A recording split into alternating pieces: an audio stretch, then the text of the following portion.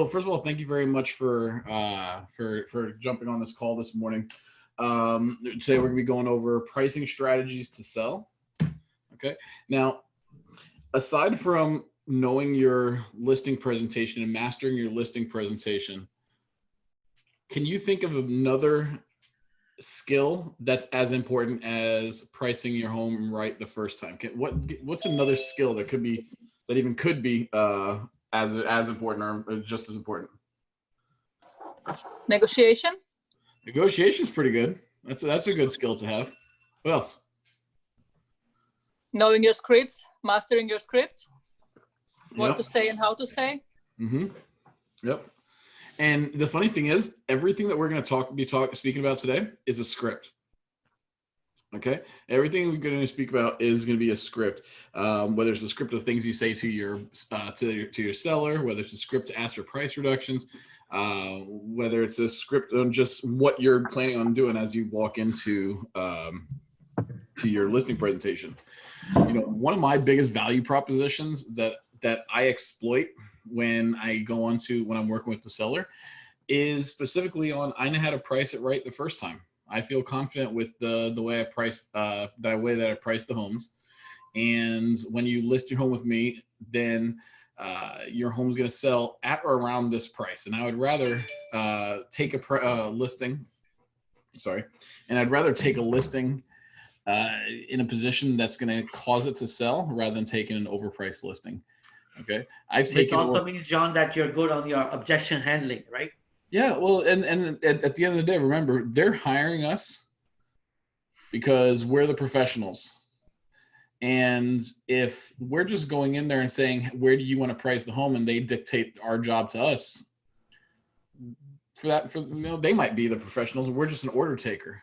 Okay. Yep. Now, kind of go into with that mentality of that we're salespeople. Order taker. Whether or not you like it or not, we are salespeople. We're not order takers. All right. Nicole, I think I heard you laugh about that order taking, huh? Oh my God, I'm unmuted. Yeah, you're unmuted. I heard that. All right. But it's really is the truth. Pricing it right the first time is probably one of the most important skills that you can have. And when you're pricing it right, the home is going to sell essentially.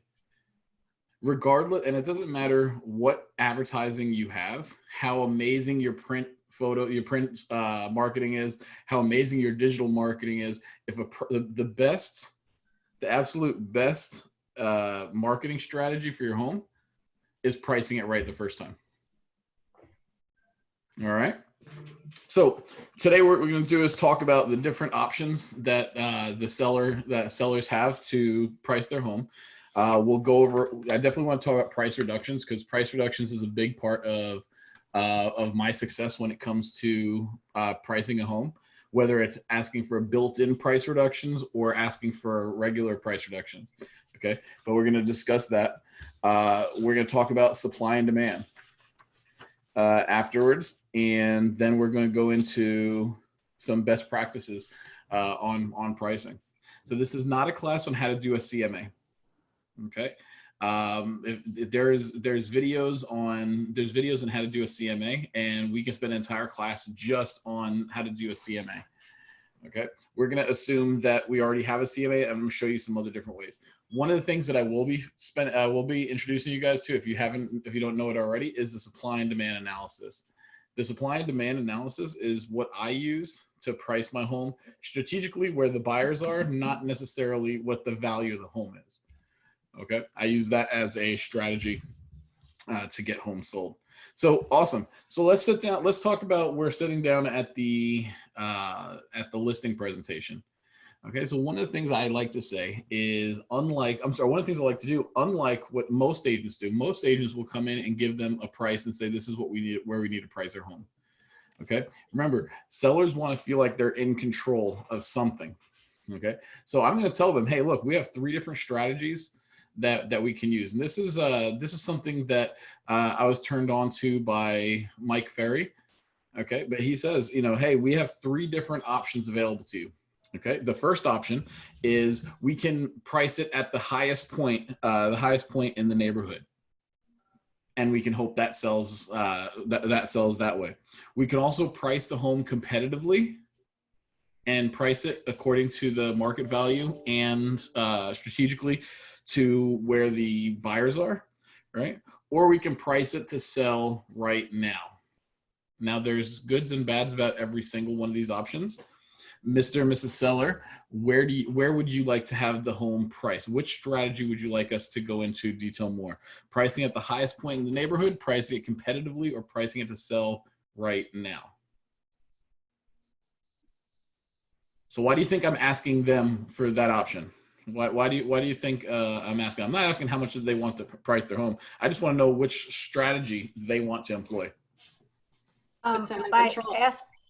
By asking those questions, you're actually giving them information that, you know, if they really want to sell their house, they can't play around with the price. That, you know, whatever decision of price they choose is going to cause it to either sell right now, sell it kind of whenever, or let it sit around. I think those questions are implying those three outcomes already. Yeah, and you know what the funny thing is, they, like I said, they all have their goods and they all have their bads. And a lot of times, what you know, I'm changing the seller's base when I'm asking that question. I'm changing their base because most of the time, other agents are just walking in saying your house needs to be priced at $350. Okay, whereas I'm giving them options. What do they want to do? Now, there are goods and bads about both sides. A lot of times, when I ask that question, they're going to say, well, help me to understand what the price is, because you're the professional. I don't know what I'm talking about here. I know the number I want to sell it for. So then we'll go into them, and it usually allows me to go into more detail with them. If we're to price at the highest price point in the neighborhood, and this is how I'm explaining it to them also. We're pricing our home based off of the last sale. Right, and that last sale is going to be the new floor of our of where we're going to price our home. It's not necessarily the ceiling. Okay, we're looking to be the highest priced one in the neighborhood. We're looking to break records in our neighborhood. This is almost like this home is the needle in the haystack. All right. And so I'm kind of boosting them up, speaking about it like that, but I'm about to pull the rug out from under them because I don't want them to price this one. All right. So we can do that. We are the needle in the haystack. However, the downside of that is we're looking, not only are we the needle in the haystack, we're also looking for that buyer, a specific buyer who's willing to pay the highest one in the market, right? So there are a lot of shortfalls for pricing that way. One is it's going to sit in the market a lot longer. All right. Another issue is many of the sellers that choose this route, their home ends up expiring 6 months later. But they're out looking to break records. They're out to try to be the highest one out in the market. Okay. Now, frankly, I only recommend this house unless there's something really super special about this house compared to the other properties. Okay. However, now if we do go with this route, we are going to build in some fail safes. All right. So those fail safes is going to be in the terms of built-in price reductions. So if we go 21 days and we're not under contract, we're reducing the price to here, and then we're going to reduce the price to here, and then we're going to reduce the price to here until it sells. All right. So those are the fail safes. Now there are some people that's going to say, I want to be that. My house is amazing. All right. My purple walls and my green shag carpet is amazing. And it's the best in the neighborhood and not a problem. Let's price it there. And I'm building in a bunch of price reductions. Okay. I also like to let them know another thing to think about is if we're on the market and then people start seeing that we've been on the market for too long and that we've had several price reductions, they're going to start getting worried about this property and you're going to start getting some silly offers. Right. So I give them that option and then I kind of try to steer them away from that option because that's not the way where we want to go. Okay. So the second strategy is pricing it competitively. And pricing it competitively means that we're going to price it at or very, very near to market value. Market value is determined by doing a CMA. So we're going to do a comparable market analysis of the home. And we're going to price our home around there based on the comps. We're also going to do a supply and demand analysis. So not only am I going to price it close to market value, excuse me, I'm going to be pricing it where the buyers are. The way I word that is I want to price the home in a position that will cause it to sell. John, go a little deeper on market value. Because market value to a seller is where everybody's selling their homes. That's where they price them. That's where it should be, right? If everybody's selling them at 479, then that's my 479 is my number, regardless if they've been at 479 for 100 days. Market value is closed sales. So make sure you make that distinction and make that clear to your sellers. Yeah, no, and Mike, that's a great point. Market value is based on what the sellers think, and sometimes I'll ask the client right away, the seller right away, are you aware of how market value is determined? And market value is determined based off of a price that a buyer is willing to pay for your house, and that a seller is willing to accept for that house. It has nothing to do with how much money you want to get out of it. It has nothing to do with how much you want to sell it for. It has nothing to do with how much money you need. It's based off of what others are willing to pay and what you're willing to accept. And that is based off of closed sales, recent closed sales. And then you're going to show them those recent closed sales. Mike, you're John, that's the Bible of price, because most of those people who bought those homes got a loan. And this is not only what the buyer was willing to pay, a seller was willing to sell for, but it's also based on what a lender will loan on that home based on a professional appraisal. So this is not pie in the sky. This is not taking a shot at it, a shot in the dark. This is based on what lenders will lend.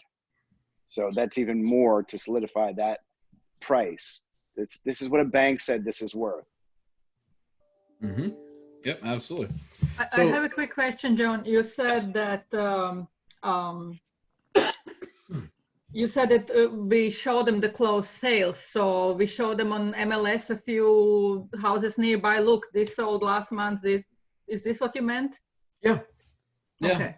Yeah, absolutely. It's based off. Right. So, like what Mike was saying was the difference between closed sales and active sales.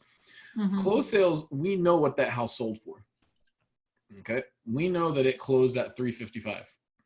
We know that it closed at 415. When there's an active sale, I'm not going to use that in my comps. It's good to know what my competition is, but I'm not going to use it in my comps because it doesn't matter because no one bought that. Pendings and backups, I don't use those either because we don't know what that price sold for. We know what the seller was asking for, but we don't know if that's what's actually going to be sold for. All right. Expireds, I love showing my client expireds when there are expireds in their neighborhood, because I say, all right, so we know what price will not sell. We know exactly what price is going to make the house sit on the market for 6 months and expire. So I'm going to show them that. Can I have another quick question regarding that? You said that pricing competitively at the market value, all close to it. How close? 2% more or less, or how close? Yeah, and we'll get into that. We'll get into that a little bit, and it depends on. And the answer is it depends, and it depends on what's going on in the market. So if we're in a really strong seller's market, I have no problem going 2 to 3% above market value. If we're in a buyer's market, right? I'm actually going to be pricing it well below market value. All right. So it's all about knowing the market that you're in as well. Okay. But pricing competitively is that second option, right? And that's the one ideally where we want to sell the home at. The third strategy is pricing it to sell right now. Like legit, someone is moving. They're getting their home is they're about to get relocated to their job, and they have to get rid of this house right now. And the price really isn't the number one thing. Time, can't put it on the market, lease hassles. They want to sell it right now. So a lot of times you're going to get this with some of your more savvy buyers. Okay, because there's two ways to sell right now. This always means pricing it below market value.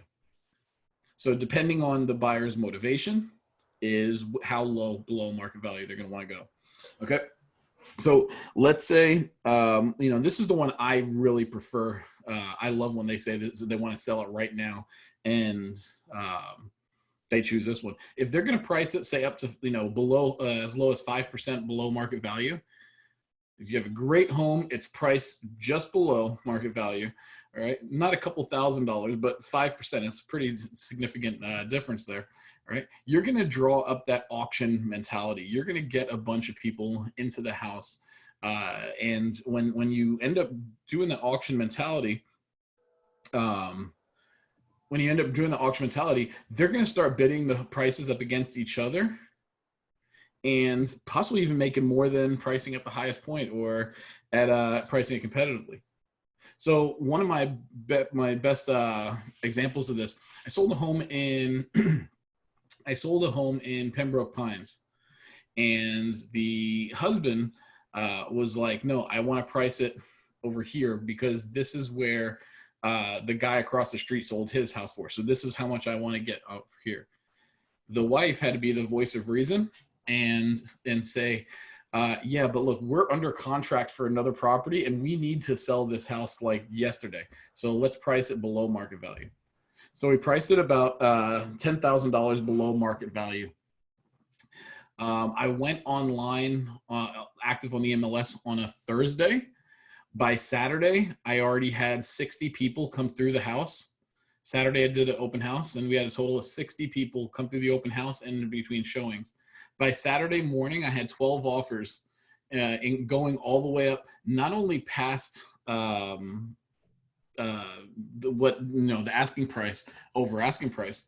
Two people actually put in there that will go $5,000 over appraisal. All right. And I love getting those telephone calls, because when an agent says, hey, I see your home is on the market, is there any wiggle room? I say, we have multiple offer situations. Send me your highest and best. Well, how many offers do you have? We have a lot of offers right now. Do you want this house? Highest and best. Making a decision by Saturday. We ended up actually selling his house. For more than he wanted to at pricing it the highest in the neighborhood. Okay. We priced it below market value, and we had such a frenzy in there. We did an open house in that property that Sunday. We already accepted an offer, but we did an open house on that Sunday. And we had Melissa Pabone. She's the one who did a thing at an open house at this property. And we did that just to get more leads at that point, because we already had the buyers that we wanted. All right. Another option is if they absolutely have to sell right now, price is not an option whatsoever, and they want to sell it, but it has to get sold right now and that could be going to an investor, that could be going to an iBuyer situation. That's going to be 10 to 15% below market value. So, when you get a new listing and you put it online, and then all of a sudden you get this investor that will give you, I'll make this stupid offer right away, right? Those are the properties that investor is looking for. And that investor has people that's just sending out offers, really low offers, 20% below market value, just because they know someone's going to be in a situation that they need to sell the house right now, regardless of the price. Okay. So like I said, I like to give them their option. Do you want to price it at the highest point in the neighborhood? Do you want to price it competitively? Or do you want to price it to sell right now? Okay. And I'll let them give me the option of which one that they choose. Okay. Before we get into some of those strategies a little bit more, I want to hear what your guys' thoughts are. What are your thoughts on anything we spoke about so far?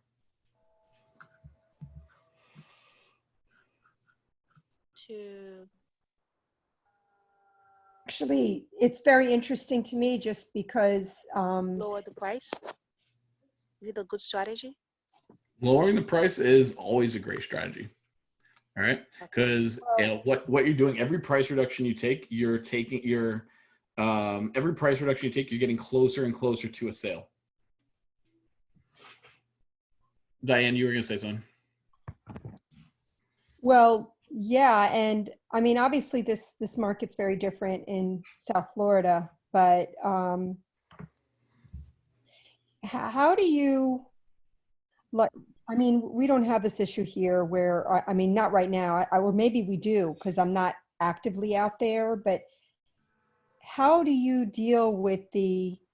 I'm just asking. Like, you put the offer in, and then obviously the seller's agent says, I have 5 other offers on the table.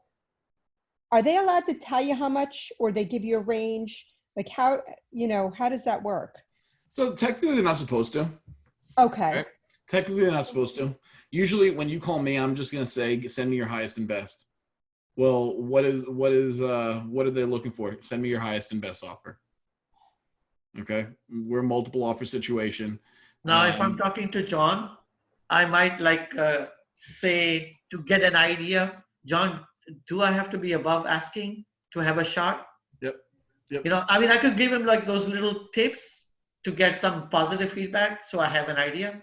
Mm-hmm. But, if you just say, can you tell me what it is? John would never tell you. Right. Now, a lot of agents will also.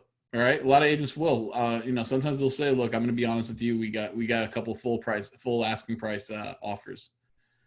Great. How can I beat that? What can I do? I love asking when I'm writing an offer. What do I need to do to win this contract? You ask the seller's agent. Right. Yep.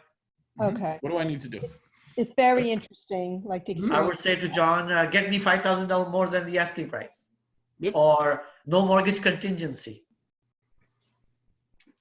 Yep.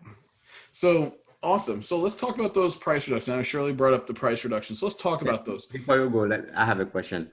Yes, sir. What about you have multiple offers? Most of them, for example, we have 3 full-time offers.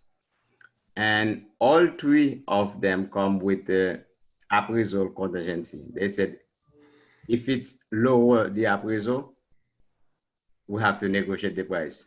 How you will react? So that's gonna be pretty normal where they have that appraisal contingency. Okay.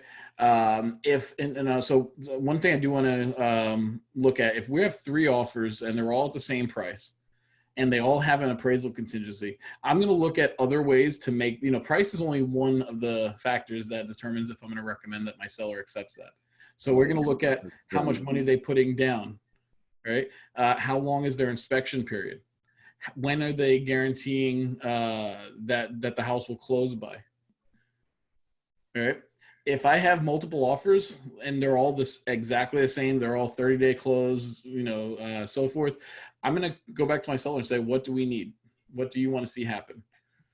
Well, we need to close in 30 days, within 30 days. Great. Let's go ahead and ask them, hey, let's counter back on those offers with that. Sometimes they may say, waive the appraisal contingency. Okay. That I'll pay regardless if it goes over or not. What is an appraisal contingency? Mm-hmm. Yeah, that's just saying that the house has to appraise at the price that we're going to buy it at. Okay, and the house has to appraise, and if it doesn't, then they either reduce the price or pay the difference. But by removing the appraisal contingency, if we're under contract for $400,000 and the property appraises at $380,000, it doesn't matter. They're paying $400,000. Wow. Okay. They're going to come up with the difference from their own pocket. Yep. They're going to reach into their pocket and they're going to pay the difference. That's the reason I will never go without an appraisal contingency. And sometimes a buyer wants the house and they have enough money where if this is the right house, I've had people say, let's waive it. And I'm like, really? Are you sure? You know what you're doing? I'm letting them know. But yeah, Fritz, don't forget, Fritz, you're not buying the house. Your buyers are. So let them decide that. Okay. Yeah. Emma was talking, but I don't know if she knows she's on mute. Who's speaking? Pamela is talking, but I don't know if she knows she's on mute. Oh, I think she was on the telephone. John, okay. I think so too. One quick question to ask again. Yes. To make sure you have a solid buyer among all the offers that you receive, will you request from the one you selected to present your DU to make sure they are solid?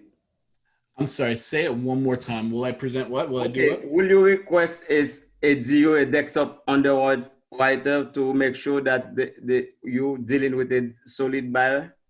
Yeah, and I've done that before. I've actually wrote into the contract, especially if I'm really concerned. I've put on a counter that they have to be pre-approved through Supreme Lending, through my lender, right? They don't have to use them, but they have to get approved through them. Well, I don't want to go through another lender. You don't have to use another lender. I trust my lender. I don't trust your lender. I don't know who they are. Okay. And I do know that if Supreme tells me that these people are good to go and that we can accept that they'll be able to get financing, great, I'll go with that. Okay. So yeah, I'll definitely call, and I've also called lenders and their lender and say, hey, where do we stand? Where, talk to me about their financing, their financing ability, and so forth. Mike, you have a question? Yeah, so a couple of things to add. So appraisal contingency. I see this on my listings from time to time. I see it on contracts that I receive. If you've already got financing involved in the deal, it's a built-in appraisal contingency. No need to add an addendum that there's or to even check that box that there's an appraisal contingency, because you've already got financing. You're financing the property, you have an appraisal contingency. It's already built in. Automatic. So it's redundant. The second thing, back to highest and best. Just had an issue where I had multiple offers. I had 3 full price offers on a condo listing. And if I'm listening and paying attention, the obvious buyer will show up, and this one happened to be this is an association with no reserves, 0, right? So it's requiring 25% or some modified sort of hybrid type of loan. And I get 3 offers. One of them is from a realtor who is also the president of that association. Which one do you think I went with? Exactly that one. Yeah, because they already know the issues within the association. Their client already knows it better than anyone. They know if there's any assessments coming up. They know exactly what's going on. And not to say that somebody might make the other sale difficult, and it's still the president of the association. So if I was to accept another offer, it's possible, not super likely, but possible I might have a little bit of difficulty because there was sour grapes, right? Yep. So just think about who's in the deal, who's in, and then make your decisions based on some of that information. I'd like to piggyback on what Mike said, I'm sorry. No, go ahead. I just want to piggyback on what Mike said, and this is something that happens a lot. Throwing the addendums around, it multiplies on the offer and how you present it, especially on the contingency factor. There is a purpose of when to use an appraisal contingency to protect your client, your customer involved, especially when their financing is so high that they will have to buy the property regardless of what the appraisal is. So just be careful when you are using the appraisal contingency. It is to protect them, and they already are protected in the contract. So reading that financial section, the financing section in the contract is huge. So that your buyer feels, really safe and secure when they are making that offer. Yep, absolutely. One more thing, John, and I'm sorry. When you've got multiple offers, be careful. And I don't know how to say this other than say, don't be a smartass. Be assertive, be clear, and don't like sit there in your, high castle and be like throwing people around, because when somebody exits the deal or an inspection goes bad or something happens, you're gonna have to go back to those very same people. So be gentle with them. Yep. John, if you allow me, I would like to ask Michael about a question about what you mentioned about appraisal contingency in the contract. The contract, I just go over one. The contract doesn't have a built-in appraisal contingency. It got a financing contingency. Right. That's the reason we John, you have, got this. Yeah. However, the only thing is, even we though have there's an not addendum for appraisal contingency. yeah, so because it has a financing contingency, not necessarily an appraisal contingency, in order to get financing, the property has to appraise. Okay, so it is kind of already built in and implied. Yeah, In order for them to get the financing, the property has to appraise. So it is already built in there. Okay. Now, the only time I add, just remember, the more of those addendums and contingencies that you put onto a contract, the less attractive it is.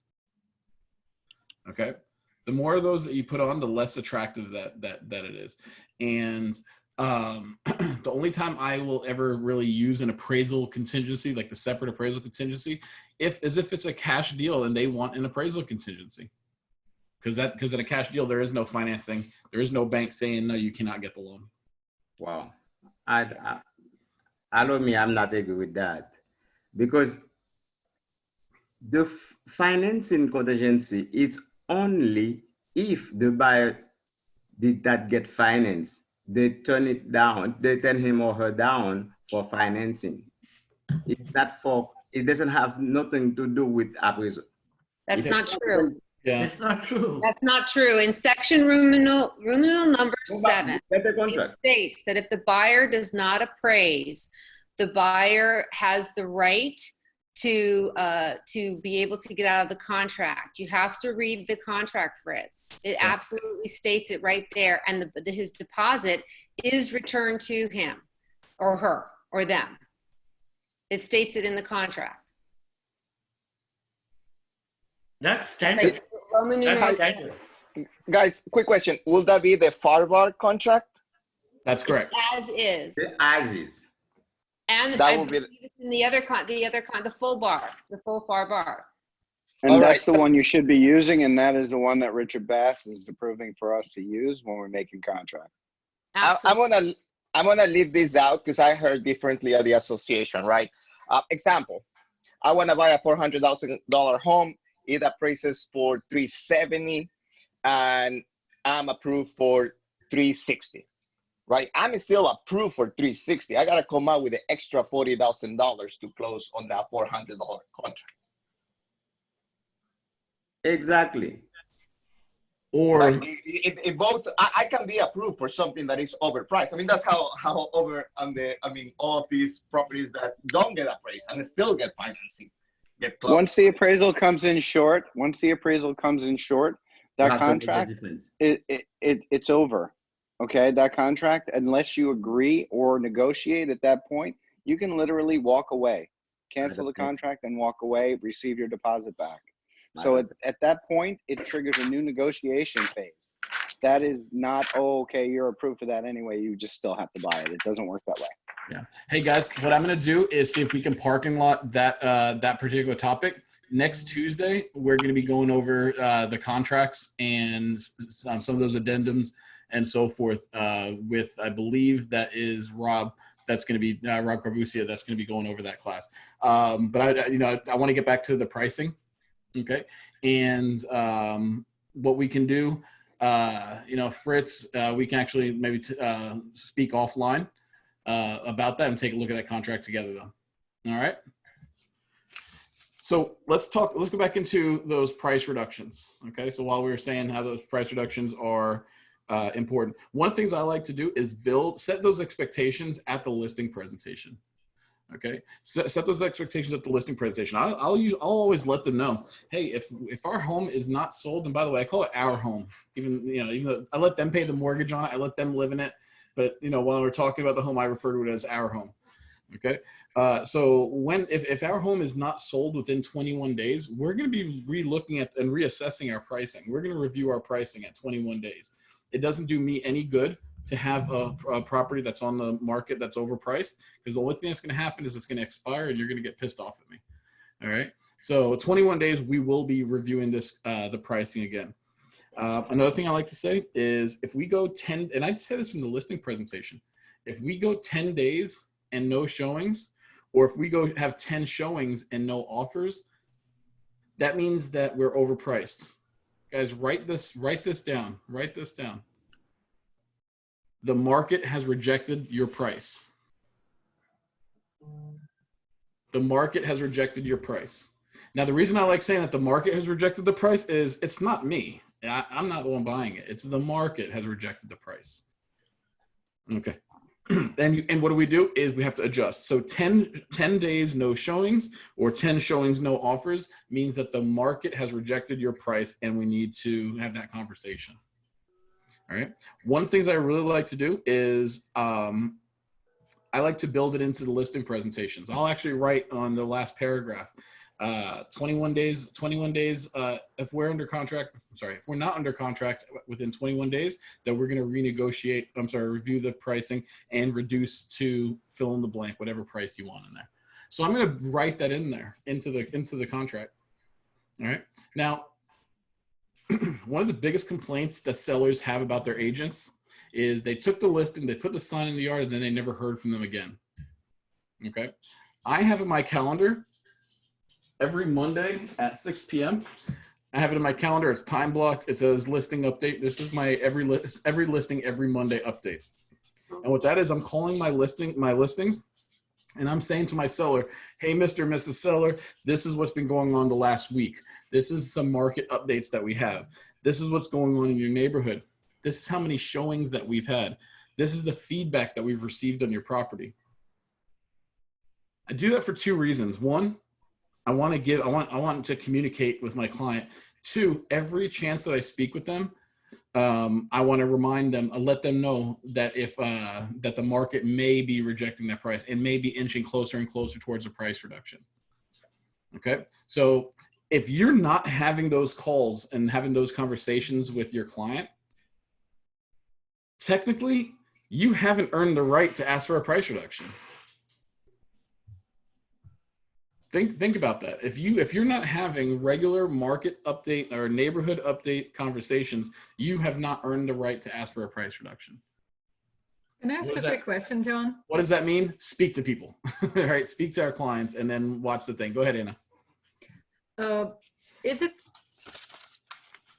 depend? Is it in every listing or every house you are selling by how much we want to reduce it? Is it?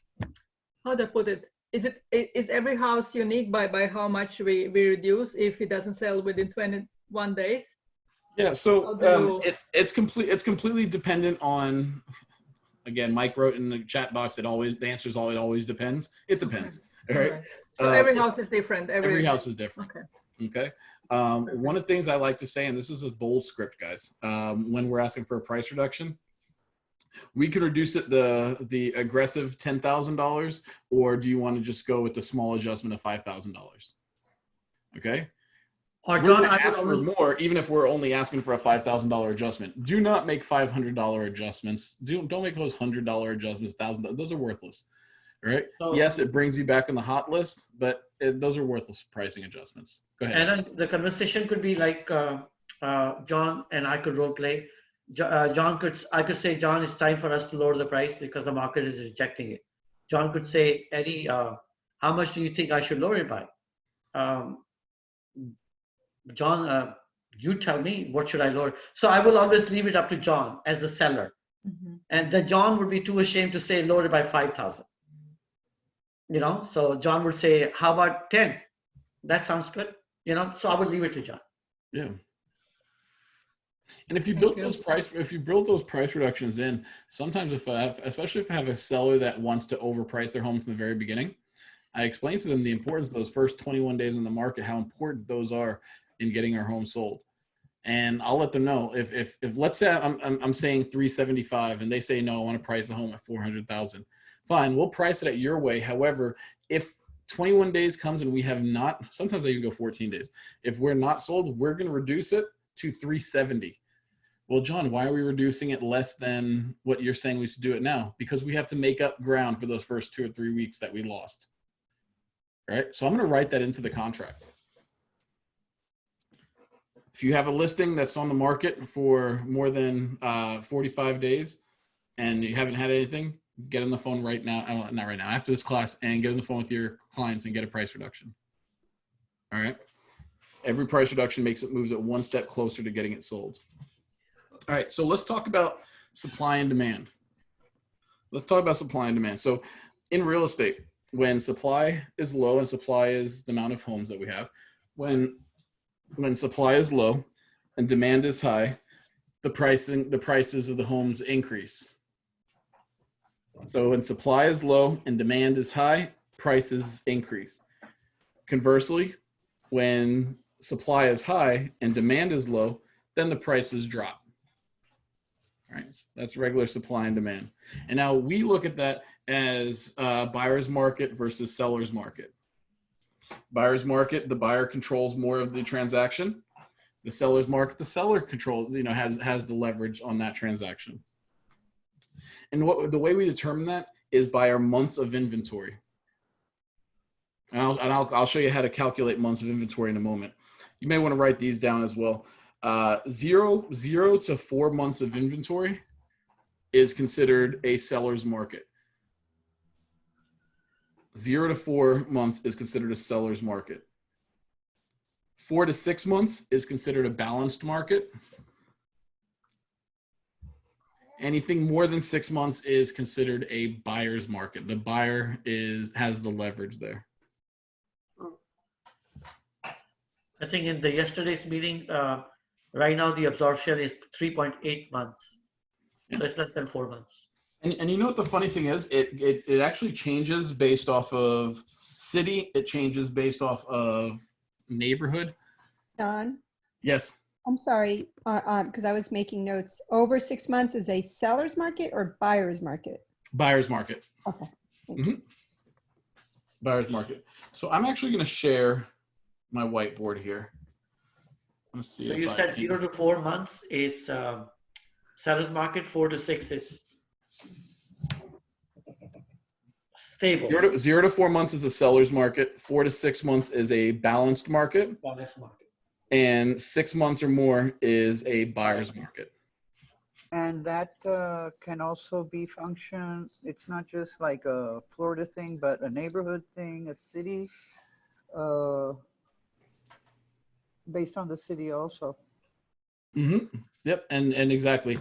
And that number can be changed, can be, like I said, you can look at it from many different places, but the city, the state, the price point, the neighborhood, and so forth. Absolutely.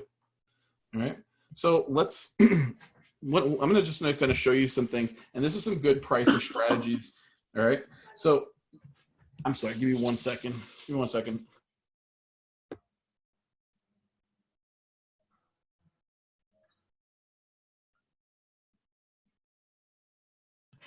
Okay, I apologize. All right, so let's say that we are in a balanced market here. All right, I'm going to write it over here, 4 to 6 months of a balanced market. Okay, I'm going to price that home at market value. Okay, so let's say we're looking at a seller. Sorry, I got my little baby in the background. He's playing with some toys back there. That's fine. So let's say we're in a seller's market and we're about 2 to 3 months of inventory. I might price a little bit higher than market value. I might go 1% above market value. The stronger of a seller's market, I'm going to go higher on price. Why? Because supply and demand is saying that supply is low and the demand is high, so prices are going to increase. So if I'm 2 months 2 months of inventory, right, then I'm going to price it probably 2% above market value. Does that make sense? Yep. All right. So now the other way, if we're looking in a seller's market, in a buyer's market, I'm sorry, 6 to 8 months, I'm going to price it maybe 2% below market value. And if we start getting into 8 or more months, I'm going to price it well below market value, maybe 4 months below market value. So when I'm pricing the home, he didn't talk at all until now, right? So when I'm pricing a home, I want to look at what the supply and demand is, and that's how I'm gonna dictate where I'm gonna price that home at. But I am doing it based off of months of inventory. John, I have a Yes. question. Yes. Maybe I'm missing something. So I understand the math for this, but when you say the inventory, let's say it's okay for 6 to 8 months, you're saying the inventory that's comparable to that property sitting in there? Yeah. Yeah. Okay, Essentially. I just want to make sure I have it right, because then when you go to list a house, then you determine the price based on the current inventory sitting there, that's interesting, based on the amount of months it's been sitting there, or in some cases, like on the top number, you can't even keep them. They're selling, the day after. Right, and it's not necessarily the days on market. When I say months of inventory, that's not what that doesn't necessarily mean days on market. What that, let me just show how I determine supply and demand. Okay. And then that way I'll explain it. Okay. So step one of the things we want to do is determine the locale, determine what our comparative area is going to be. So let's say we have the house over here. Okay, like my little house. All right. So let's say that's our house. Guys, take a screenshot for this, okay? Yep. One of the things that we can do is we can go, look at all the houses in the area, and maybe that radius is, let's say, 3 miles. This is honestly the way I like to do it. I like to go to the subject property. I go 3 miles out, right? And that's going to be the locale that I'm looking at. The reason I do it 3 miles out is because a buyer isn't going to necessarily drive up and say, I want to buy a house in Sawgrass Estates. They're going to say, I want to live out in West Sunrise. Okay. So I like to go within 3 miles out, but I'm also going to determine the same style home. So I'm going 3 miles out from the subject property, and I'm going to look only at single family homes, or I'm going to look only at condos. Okay. But I'm going to determine the similar types of homes. And then I'm going to do the supply and demand analysis. And I do this all in the MLS. Okay. So I write A, B, C, D. And if you've been a student of John Dietz, you've seen this before. Okay. A, B, C, D. A is going to represent the active homes on the market within that 3 miles. B is going to be how many homes have sold in the last 6 months. Okay. What I'm now going to do is for C, bet you never thought you'd be doing algebra and math again in real estate, right? So C is, where is it? Nope. Is B divided by 6. And that's going to tell us how many homes have sold each month. So I know if B, let's say B is 36 months. 36 homes have sold in the last 6 months in that 3 mile radius. I'm going to divide that by 6, and I know that 6 homes are selling each month. Okay. D, I'm going to go back to my black marker over here.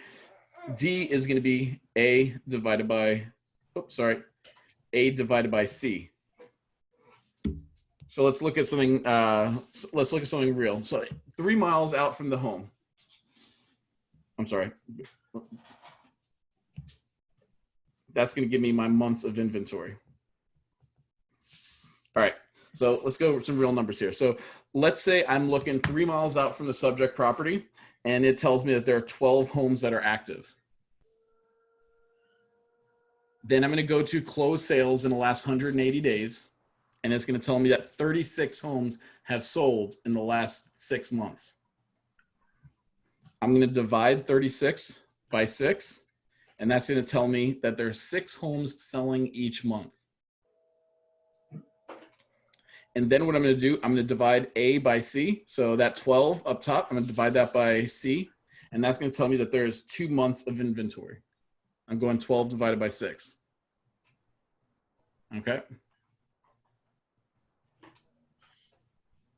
So now when I'm looking at this and when I'm explaining this, what I'm going to say is, and Diane, this is what's going to, I keep wanting to call you Mama Shu, right? Because every time I look, it says Mama Shu, and I'm like, no, that's Diane. You Okay. can call me Mama Shu. There you go. So every time, so when I'm explaining this to a client, the way I'm going to say months of inventory, I'm going to say, okay, Mr. Seller, there are 12 homes that's active in your neighborhood for sale. 6 homes are selling every month.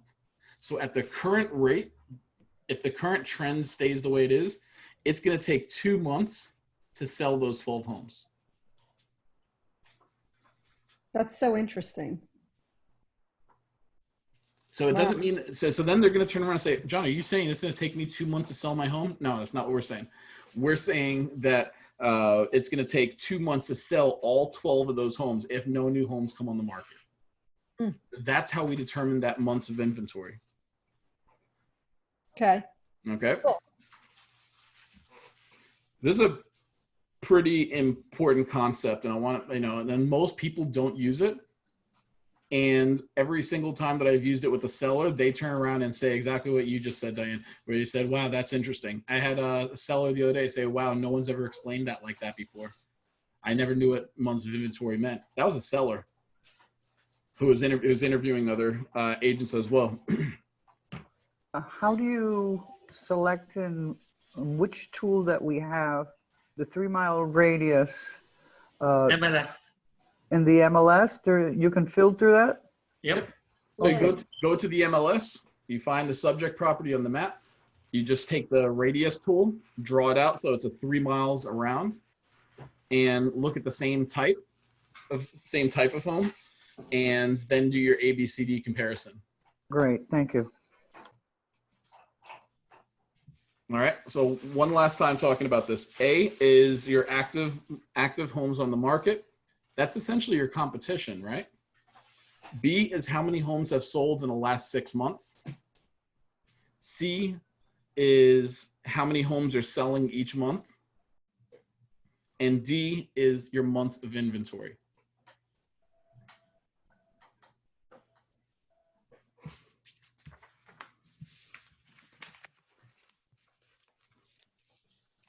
We clear as mud on this one?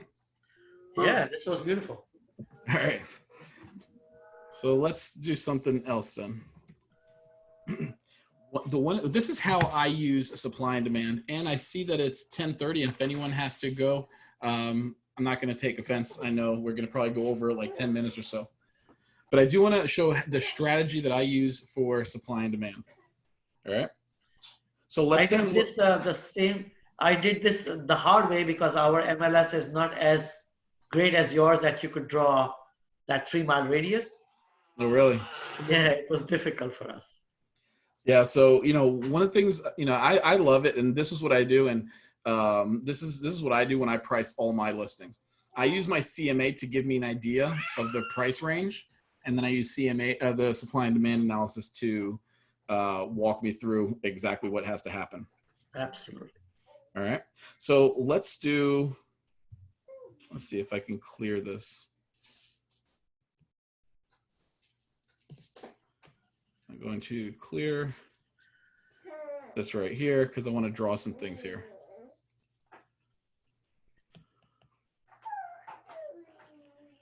All right, so I'm going to show you how I use the supply and demand to give me, tell me where exactly I should price the home at. All right, so let's say I look at in the neighborhood, and the homes are selling anywhere from 325. I'm sorry, let's say 325 to 400. That's what's happening in this neighborhood altogether.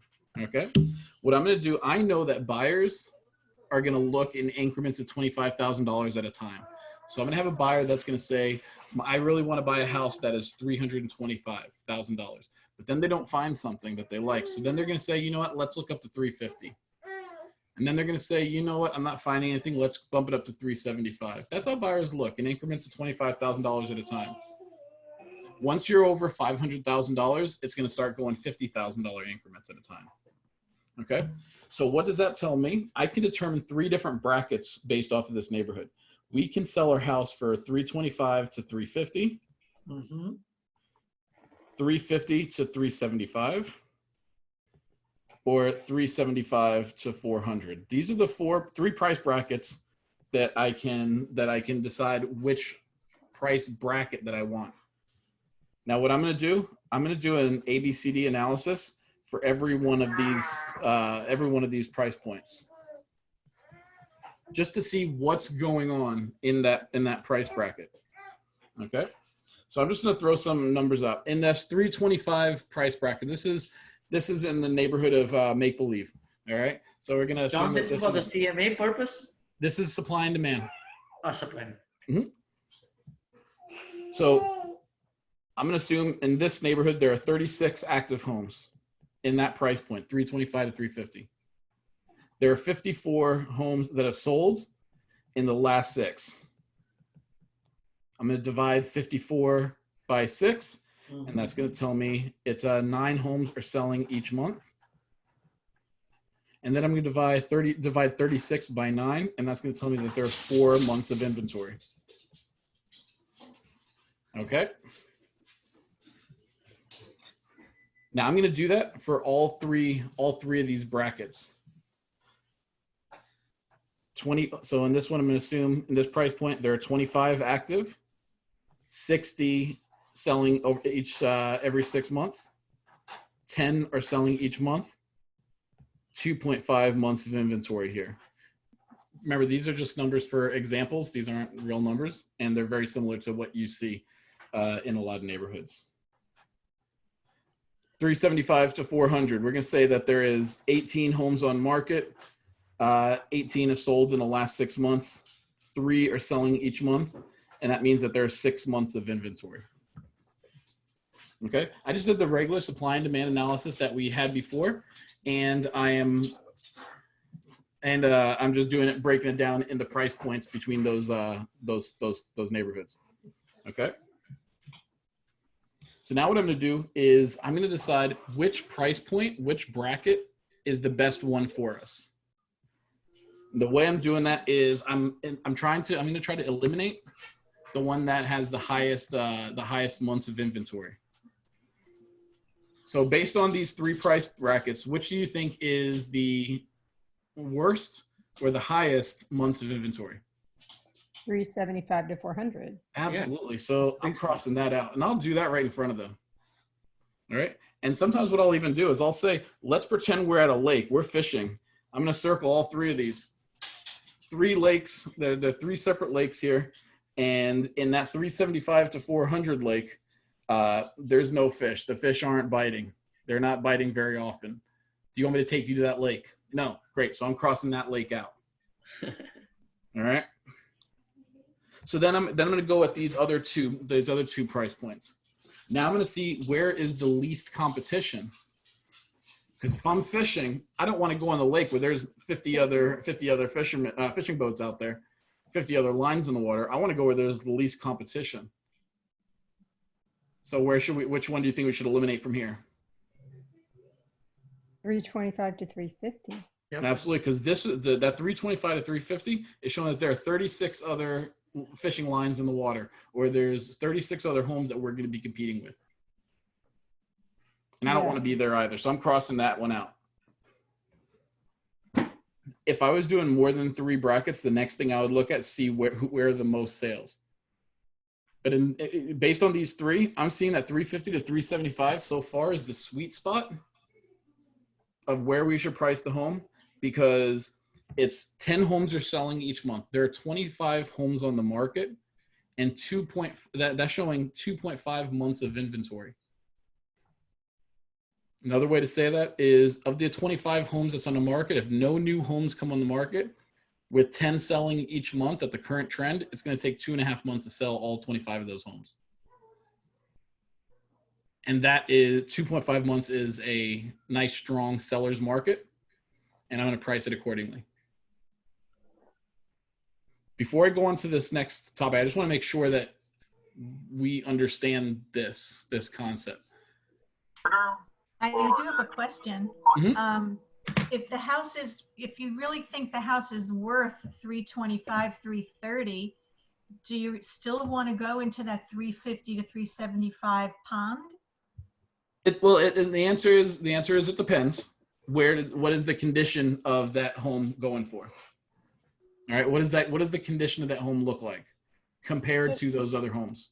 When, Right. yeah, and I was going to say, wouldn't it also depend on the CMAs, like what's, how many rooms and all that? Yep. And remember that you're gonna base these three prices off of what the home can sell for, what you realistically think the home will sell for. If they were to price it high, price it competitively, or price it low.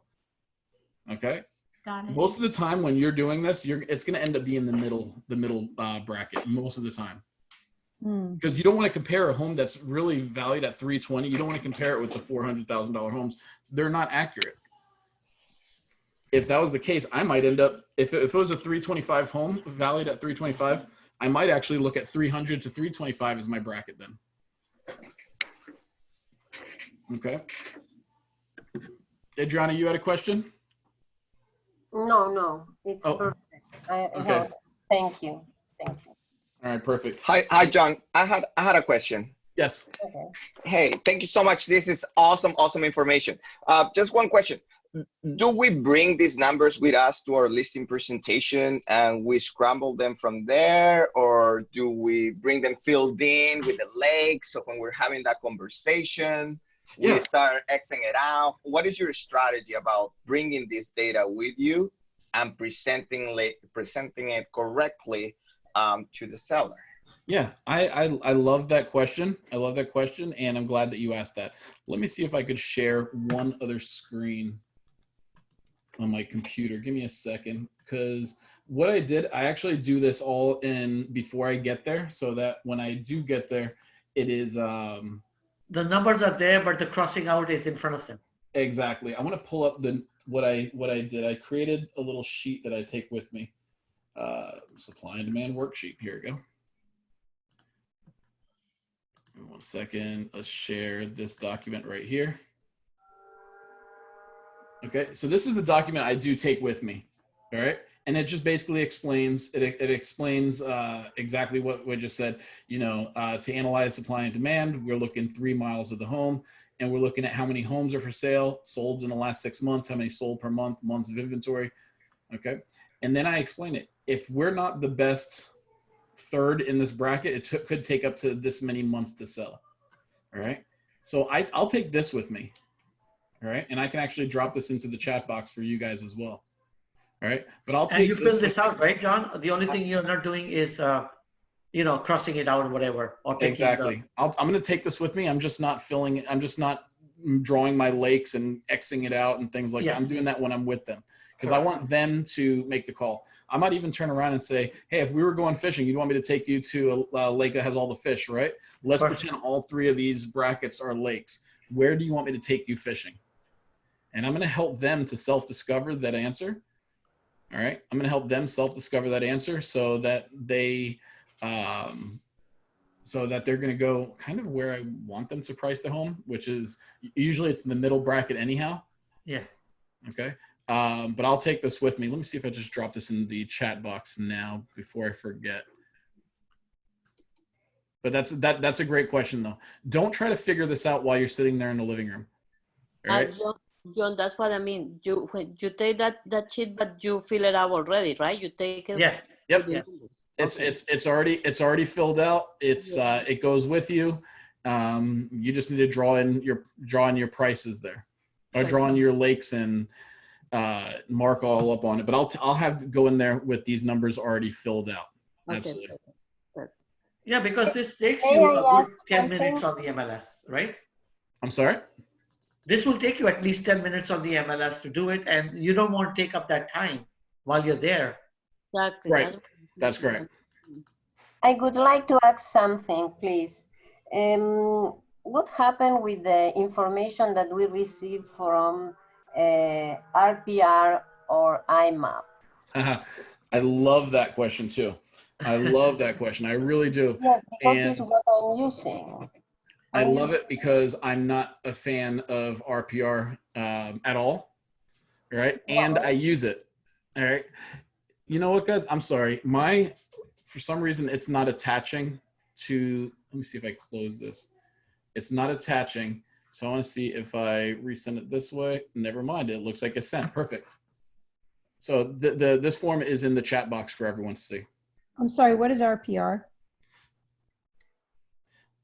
Realtor Property Resources. It's a website that we have access to. Okay. All right, let me see. Go back to this over here. Okay, perfect. So one of the things I do now is I want to validate my pricing. Okay, I'm going to answer your question, Adrian, about RPR. All right. Okay. So what I do is, and again, I'm not telling my client the numbers. I want them to pick the numbers because I don't want them to get upset with me when the house doesn't sell at the price that they selected. All right. So what I'm going to do is I'm going to write, and I'll write this down just like this. Our CMA is saying that the house needs to be priced around 355. Now I'm going to validate those numbers also. All right. Supply and demand is saying we need to price the home around 365. All right. Now I'm also going to go onto some of those other websites, and I'm taking these numbers with me because I know they already did their homework as well. Zillow is saying your home is 340. Redfin is saying your home is 380. Realtor.com is saying your home is 345. All right. IMAP, which is another program that we have access to help us determine valuation. Let's say they're saying 360. RPR is saying your home is 353. And then I'll explain to the client, these numbers right here, these numbers are no good. However, this is what buyers look at. I'm gonna justify the reality of having them there. This is what buyers look at this. I'm sorry, why are they no good? Because the numbers really aren't very accurate, right? The numbers aren't accurate because we know, I mean, what those websites are doing is they're taking internet data. They are not physically showing or selling houses. Yeah, let's say it's there. The subject property is right over here, and all these homes and this part of the intersection is single family homes. They all look the same. Over here, they might be let's say townhomes right over here, right next to it. Over here, this might be a gas station, and over here there are luxury homes. All right, this is on an intersection. What Zillow does and those websites, they look at the subject property and then they go like a quarter mile out and then say, I want to look at and get an average price of all homes that are in this bracket that are 3 bedrooms. And we know that the homes across the street and the luxury homes are completely different than what we're looking at. So that's why they're inaccurate. And it's also important to understand how to explain that to a client as well. Because they're going to say my house is worth 340 or my home is worth 390 because Zillow said so. So I'll explain. That's what, Zillow, Redfin, and Realtor, that's what buyers look at. Doesn't mean that's how much your home is actually valued. I don't put too much weight on those. RPR and IMAP is another program that realtors have access to determine valuation. However, your CMA is your CMA and your supply and demand is your most accurate validation. Yep. I'm sorry, your most accurate assessment of value other than an actual appraisal. Wow. So then what I'll do, I'll have all these numbers out in front of them. And usually you can't see my finger, but I'm pointing right over here, right? I'm pointing right over at my supply and demand numbering saying, based off of everything you've seen, Mr. and Mrs. Seller, where do you think we should price our home? Where do you think we should price our home, Mr. and Mrs. Seller? 365, I think, John. I think that's a great price. Let's go ahead and get started. I honestly do that. Okay. Yeah. I will point to them and show, but the thing is you want them to decide the price. So RPR and IMAP, I only use them to validate my numbers. Okay. Now let's say my CMA is telling me the home is worth 355, but Zillow and everything else is telling me my home is worth, that this home is worth 2 and change. Well, then I got to wonder, maybe I did something wrong. Maybe my numbers are wrong. Or maybe my numbers are too high. Maybe I'm, if everyone else is saying that this home is priced so much higher, what am I doing differently than these other websites are doing? But I will literally draw these numbers out just exactly how you see this. I've drawn this on the back of my supply and demand form and say, this is what people are seeing. Where do you think we should price our home?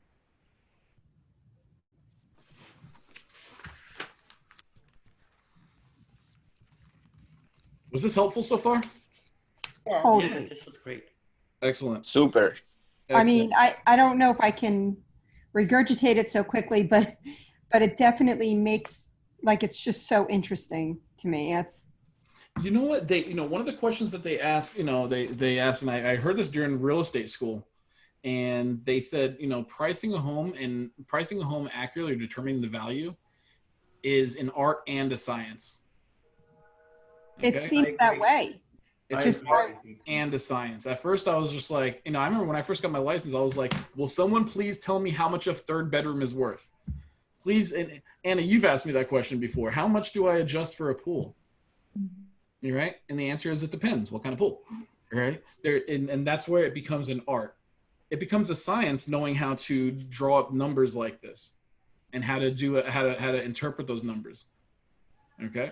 And how to obtain the numbers, but it's the art is how learning how to interpret these numbers and regurgitate it, like you said. Now, this video is actually being recorded and on the Waxman Group Pro coaching page for you guys to go back and again. And my question to you, or my advice to you, I should say, is practice these doing supply and demand. When I first learned supply and demand, and it actually clicked, because I've heard John Dietz teach it several times, but when it actually clicked, I was like, oh my God, this is the greatest thing since sliced bread, right? And then I started doing supply and demands very quickly for every home that I went to, just because I wanted to see what was happening in the area, and I wanted to hone that skill. Okay, so I'm going to suggest that you guys all do the same. Practice doing these supply and demands. All right, some other rules of thumb. Price the home right the first time. Let me see if there's anything. Yeah. So you want to make sure you're pricing the home right the very first time. Make regular adjustments and make regular built-in price reductions. Okay. Don't let an overpriced home sit on the market. Price ahead of the market. Price to where the market is going to, not where the market just came from. So if we know that we're going into a shifting market, let's say the market is on a decline, we want to price ahead of that. We don't want to say, oh, well, you know what, now's the time to price higher than everybody else. Because as the market and the property values continue to decline, it's just going to it's just going to be a little more glaring of how overpriced you are. So price it ahead of the market. Know your market stats. Sorry, you were going to say something. Go ahead. Yes. Just quick question. You said build-in regular price deduction. Was it what you said before, that we should actually put it in listing agreement that if the home doesn't sell within 21 days, that's what you meant? Yep. Yes. Okay. Absolutely. Perfect. Thank you. That's absolutely what I meant. And not physically how much lower the price is, but we're going to talk about price reduction on 21 days. And have that conversation, because otherwise it's just awkward when you're going up to them for the first time. 6 months. Well, 3 weeks later, I go up to them, and the very first question I say when I have to ask for a price reduction, hey, Eddie, so you remember when we spoke a couple weeks ago about if the home isn't on the market, if the home isn't sold within 21 days, we're going to reduce it by 5%? Yeah. We're at that time. Okay. That conversation is so much different than, hey, Eddie, you remember that time I thought that I was going to sell it for $360 and it didn't sell? Maybe we should improve the price. Set yourself up for success, not for failure. All right. Know your market statistics, understand supply and demand, understand how it works, and use supply and demand in your favor. All right. And this is something that has really, really, really helped me. And this is when your mindset and having a mindset of abundance versus a mindset of scarcity really comes into play. Write in a no higher than price. When you're doing your homework on this house, put in a no higher than. Under no circumstances am I going to take this listing if the seller wants me to price higher than this. Don't be afraid to walk away from a deal. So I was looking at a home over in Coral Springs a couple of years ago. It was an expired listing. I called him. I asked him when I was doing my pre-listing presentation. I asked him, how much does he think his home is valued at? And he said around 380. Around 480. When I did the CMA and supply and demand, on his best day, I couldn't justify any more than 355 on his best day.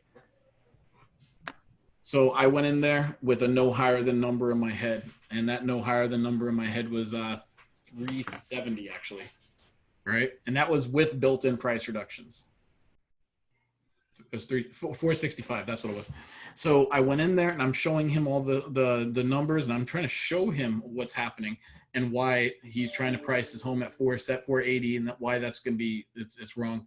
He refused to do it. He said to me, John, if you were to price it at 475, 480, you can have my listing. Right? And I'm just like, that is awesome. And I do not want to take an overpriced listing, because the only thing that's going to happen is you're going to get tired of seeing my sign and my picture in the front yard every day, and you're just going to get mad every single day. I would rather turn down the opportunity to work with you now than set you up, than let you down later. He's like, are you saying you're willing to walk away from it? I said, it doesn't matter, because I'm going to end up spending money on photography, videos, signs, and everything like that. And your home's not going to sell at that price. It's not going to sell. I don't get paid until the home sells. So he's like, 475 is my number. I said, I wish you and your wife the best of luck. And I left. I get into the car, I call my wife, and my wife's like, how did it go? And I said, it went great. Did you get the listing? No. Why? Because I walked away. You did what? Right. But when we had the conversation more about why I walked away, it made perfect sense. I've never had a listing expire on me. Right. And I've never had a listing expire on me because I priced it right and I knew when to cut that off. So go in there with a no higher than number. Don't take overpriced listings. There's some agents that I know that when I log on to the MLS and a buyer says, I love this property, I scroll down and see who the agent is. When I see that's an agent that is known to take overpriced listings, I'm like, oh gosh, this guy, don't be that agent. All right. Don't be that agent. If your home's on the market for several months and it's still unsold and price reductions aren't working, all right, sometimes you need to just repackage your listing. What I've actually done before is pull the market offline for a little while. I've actually had a new photographer go in there and take new pictures. All right. Maybe it's a matter of cleaning up some things. Maybe it's paint the house. Okay. And then maybe it's just reposition it. When we put it back online, it looks like it's a new house. What's your limit of months when you decide to do that? But if I'm deciding to do that, it's going to be probably closer to 3 to 4 months. Okay. Yep, 3 to 4 months. The problem is if you wait too long, it's going to get to a point where the next door neighbor isn't going to even know that the home is for sale anymore. People stopped coming to it. All right. So there are sometimes, if the home isn't selling, that you need to repackage and reposition that home and put it back on the market to sell. Interesting. Okay. Be very careful about trying to cancel a listing and then put it back on the next day so that it resets the days on market. Saying be careful because 1, it's unethical. Yeah. 2, it's a $10,000 fine from the board. Ooh. Yeah. Wow. So wait, so how long, if you're repackaging, how long until you put it back on? Or? So the workaround is your seller has to tell you to do that. Got it. Okay. So you leave it on, even if you're repackaging it. You just change the information on MLS or market it differently. That's what I've had sellers with my hinting to them to tell me to do this. I've had sellers fill out a cancellation, so I pull it off the market, and then I have to sign a new listing agreement with them. Okay. Put it on a week later. That's how you do that ethically. Okay. Right. Because that's not me trying to juice the market. That is the seller. Right. Making those decisions. Mm-hmm. Makes sense. I would like to ask something. This is great for single homes. What happened with condos? It's the same concept. The absolute same concept. Everything. It's just when you're doing the supply and demand, instead of clicking single family homes, click condos. Same exact concept. Okay. Okay. Hi, John. I have one question. I love the idea of determining what your number is that you're gonna walk away, right? Because it's just impossible. We can't dictate the market. Right. Do you have like a rule of thumb? 10%, 20%, 5%? What is the strategy that you use to say, you know what, maybe this is a little bit overpriced, but you know, we negotiate. There can be a business here versus it's just unrealistic the price you're asking. Yeah, so 3 to 5% is my no higher than. 3 to 5%. Depending what market we're going into, if it's a strong seller's market, depending where we're at, but it's 3 to 5% over market value. Okay, because and then even at 3%, I'm building in price reductions. All right, I'm writing it into the contract on, you know, we'll price the home here 3 or 4% over market value. However, within on day 21, we're reducing the price by $4,000. By day 30, we're reducing the price to this. By day 50, so I'm building those price reductions in. And I think, John, condition also matters. If the house is in like really updated 2 years ago, and they're asking you to go a little bit higher. Yep, absolutely. And remember, the thing is, we want to be we want to be the best third in terms of pricing, the best third in terms of condition. Okay. So when I have a seller that his home should be about 330 and he wants to price it around the 400s. Okay. I'm going to pull up pictures of those 400s, those homes, those comps. And I'm going to say, take a look at these two homes. All right. Your home versus this comparable home. Which do you think is inferior? Which do you think is superior? Which do you think has bigger and better upgrades? The same. Okay. Yeah. Do you think? How does this compare? Well, that home's much nicer than my home. Cool. That's why I'm not using that as a comp. You need to be over here. John, oh, sorry. Go ahead. I have one more question. So this happened to me with a prospective seller. You know, I show him the comps, and what he said to me is like, "Oh, I saw this property. It looked worse than what the picture shows." Mm-hmm. That was the agent who enhanced the picture. How do you because you know the property already sold? It's not like I can go inside and verify that what the seller is telling is true. I'm going by what I see on the MLS. Mm-hmm. Yeah, and that's fine. We got to go by what the data that we see in the MLS.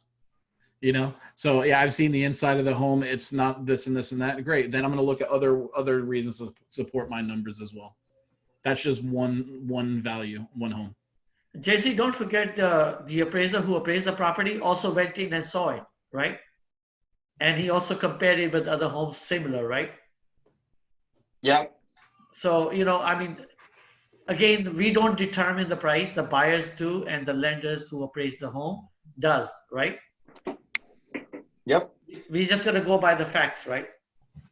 And the fact is, this is what your home is worth based on these comparables.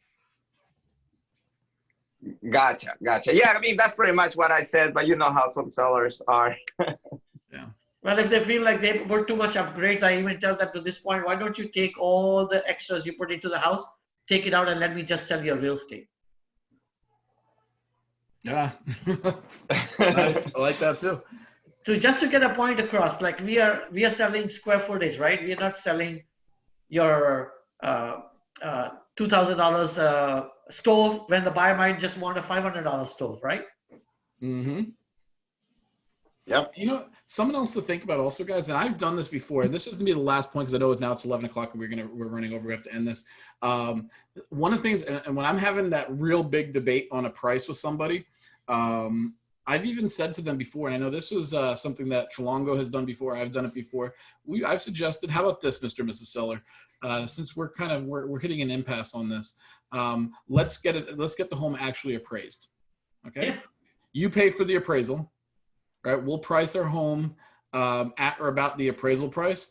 We know that's what the value of the home is at that point.